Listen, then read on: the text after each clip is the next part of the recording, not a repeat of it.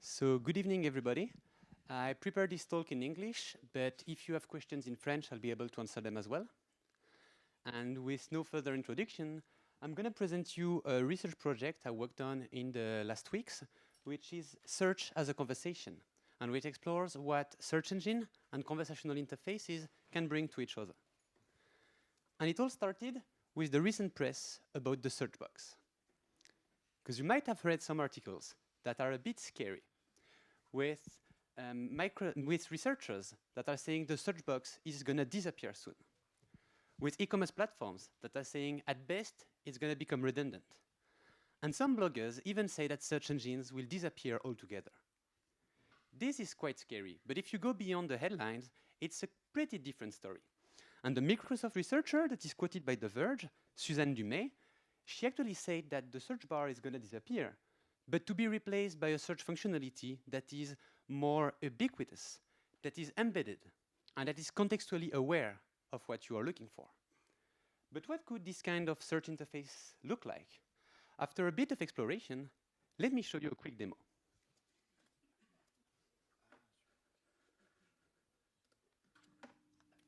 Oops, okay.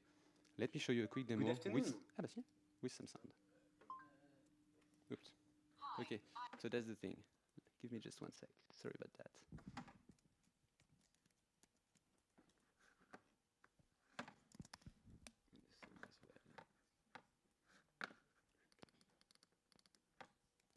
I am the musicologist.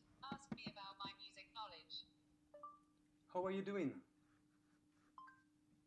Not too bad. What about you? I am good. I am about to present you to a few friends. I would love to become your friend. One day I'm sure you will. But first, do you know anything about love? I have heard several songs about love. Love Rain O'er Me, California Love, Whole Lotta Love. Cool. Do you have other songs by The Who? I know several songs by The Who. Love Rain O'er Me, Won't Get Fooled Again, Eminence Front. Play the second one. With pleasure. Here's the second song. That's cool.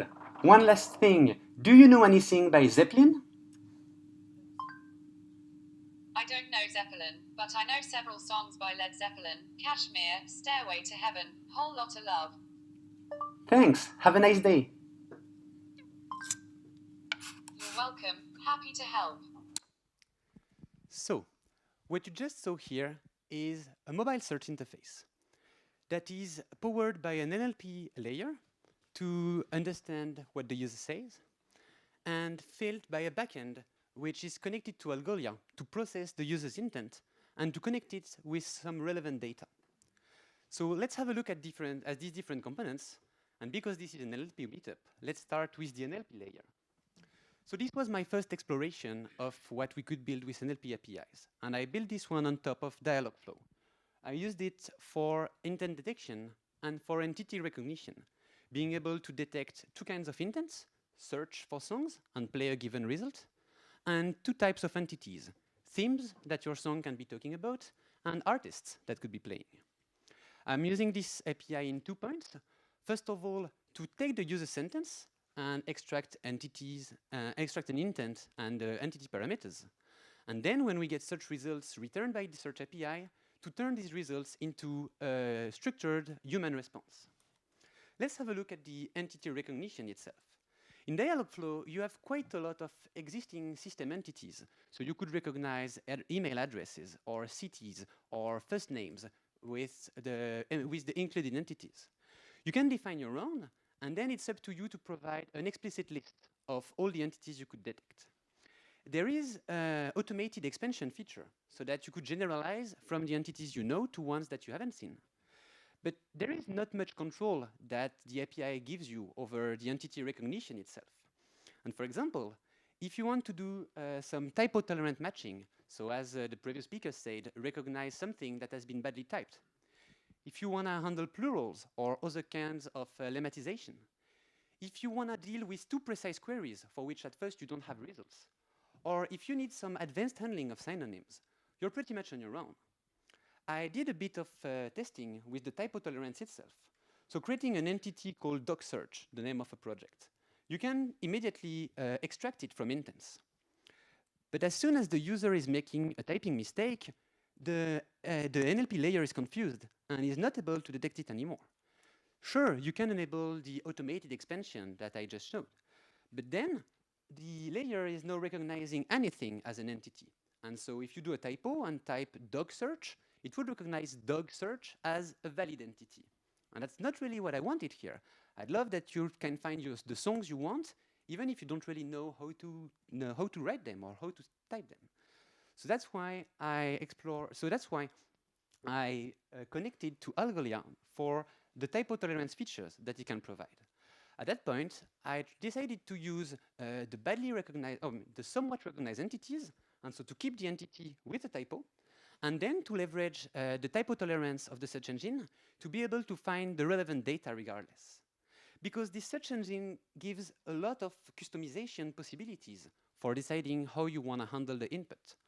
From deciding how much typos you could accept, and for example, if someone says love, I don't want to find songs about lore, so I don't want typos to be found on such small words. But I'm able to configure in what cases typos should be accepted or not. For example, I can enable typos on numeric tokens, so that if you're looking for Kiss's song 100,000 years, you could type one more zero, or you could miss 1 0, and you would still find the song. In some use cases, you don't want to have typo tolerance on numeric tokens. But my point is that it's something you want to be able to configure. Likewise, when I'm doing matching here, I'm checking in the artist name, in the song's title, in the album's title, but you might not want to handle typos in the artist title, in the artist name itself, to avoid typo squatting artists, something very important with user-generated content. This is why it's cool also to be able to configure on what parts of your data you want the typos to be accepted. So this gives us some typo tolerance when we are writing or when we are speaking to the search interface. But this is not the only way you might want to control the input further. As I mentioned, pluralization is something that's pretty important when you're handling some input. And there is some plurals handling in Dialogflow, but it's a bit inconsistent. As you can see in the screenshot there, I did a small test defining body parts entities. So head, hand, foot. And then I gave a few utterances to see how much the system was able to recognize them. And it's a bit like it does recognize some plurals. If you look at the third sentence, can you find my feet? It's recognizing the entity foot that I had put in the previous utterances. But when you say heads, it doesn't see that heads is a plural of head. And this is a bit disappointing. So in the end, I decided not to use this, but like to send the entity itself, be it plural or singular, to Algolia, where I was able to decide to ignore the plurals. So that when someone is asking for raining man, we all know they're talking about it's raining man, and I'm able to return the right result. These are different ways you can modify words in the query so that you make sure it matches the data that you want to make accessible to the user. But in some cases, it's not about transforming one word. It's rather knowing which ones are important for satisfying the user. And this is especially important in a voice search context or in voice input in general, because there is such a few friction when you're talking to an interface that users will likely talk a bit too much, are going to give too much precision, are going to maybe not even know some of the parts they're mentioning. And so you might find queries that are too precise to get an actual relevant result. Moreover, when we are discussing music, we don't always know the title of the song. And so when I was looking for the Who's song Touch Me Baby, which is one of their well-known songs, actually I was surprised not to find the result. And that was because actually the name of the song is Touch Me, not Touch Me Baby. And that's pretty frequent when you have song titles where people remember the name of the gimmick of the song, but actually the title might be much shorter and might be only a subset. At that point, what you want is just to only keep some parts of the recognized entity, so that you're able to satisfy a partial query if there is nothing to satisfy the full one. And in this case, once I enabled the remove words, I was able to return touch me when you're asking for touch me baby. So there are a lot of settings that you could, there are a lot of settings that you could use to customize further the way the query is interpreted or the way the keywords are going to be handled. And let me show you just a last one, which is the advanced synonym handlings that you might want to use. There are some synonyms in Dialogflow, but those are equivalent. And in my case, that was not exactly what I wanted. If someone is looking for punk in the small data set of music I had, actually I had no song that was categorized as punk. However, I had a song from the Sex Pistols, who were considered new wave, a subgenre of punk in the 80s. And when you're looking for punk, well, if you have a subgenre of punk, this works as well. So I'd like that queries for punk also return records that match new wave. This being said, the opposite is not true. If someone is looking for a specific new wave 80s punk, you don't want them to find any kind of punk songs. And being able to have a one-way synonym is pretty important in those cases. It's something you see also a lot in e-commerce. When you're looking on Amazon for 32 gigabytes red tablets, well, if there's a 32 gigabyte red iPad, you want to return it as well. But the opposite is not true. Someone searching for an iPad doesn't want to see any kind of tablets.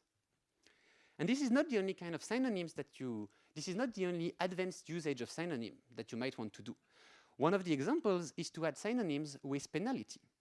So here, I was a bit disappointed that we have only one punk song in the dataset. And when someone searches for punk, you might want to show a bit more results.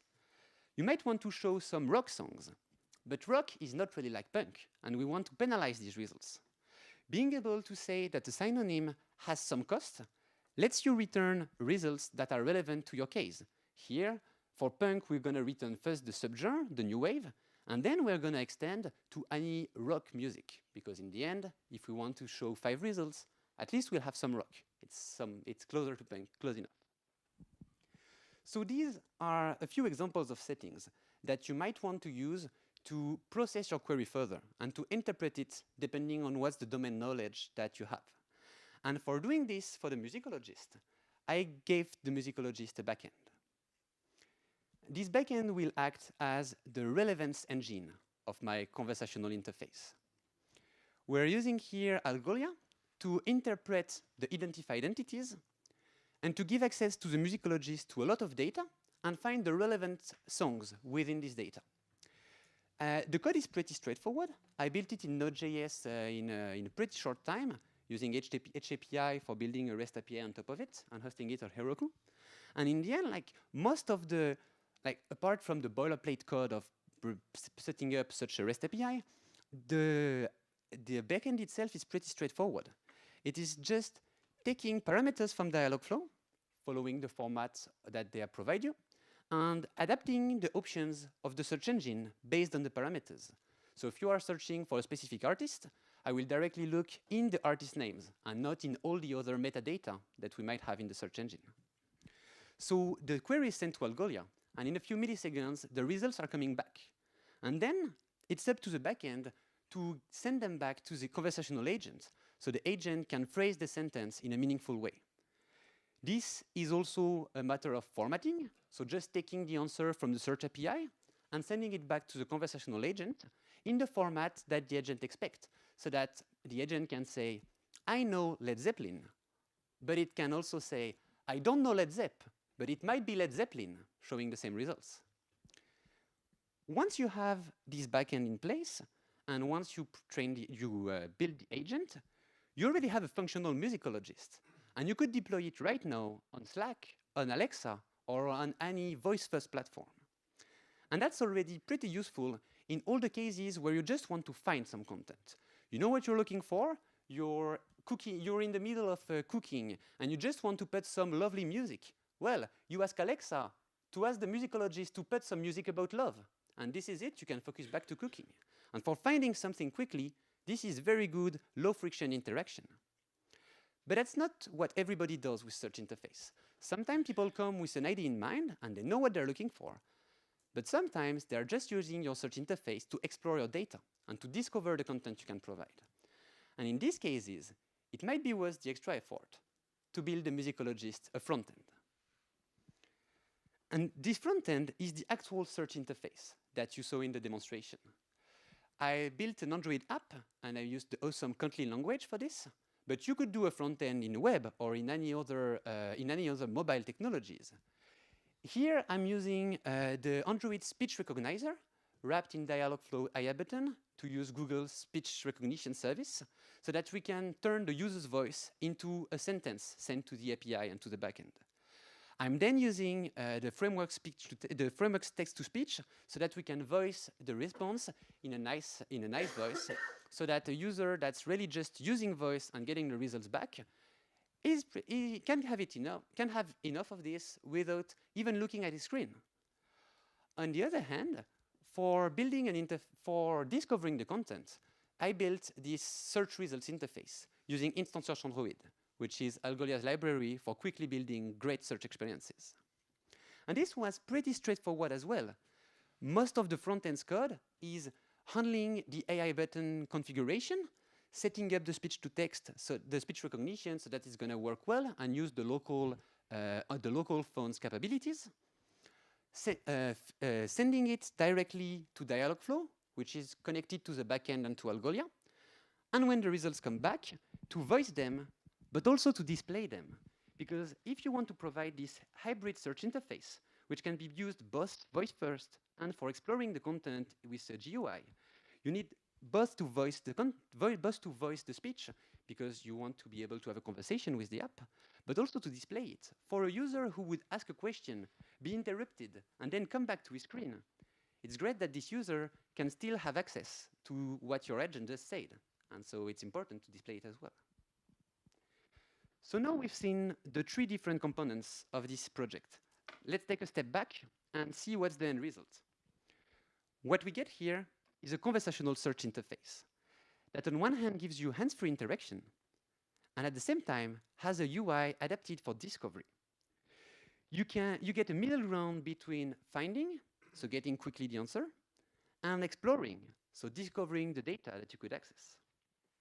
This is a pretty simple example. It's a proof of concept, and I'm not expecting you to come home tonight and to download the Musicologist to get music advice. However, I think there are many use cases in which you could use such a hybrid interface, and the users would benefit it. Basically, whenever they use already their hands, but might enjoy a screen, be it when you're driving, when you're cooking, when you're doing sports, there are a lot of use cases where this kind of interfaces can bring a great user experience. So I hope that this talk gave you an idea of what kind of interfaces you could build. And if you had some, come chat. I'm looking forward to have this conversation.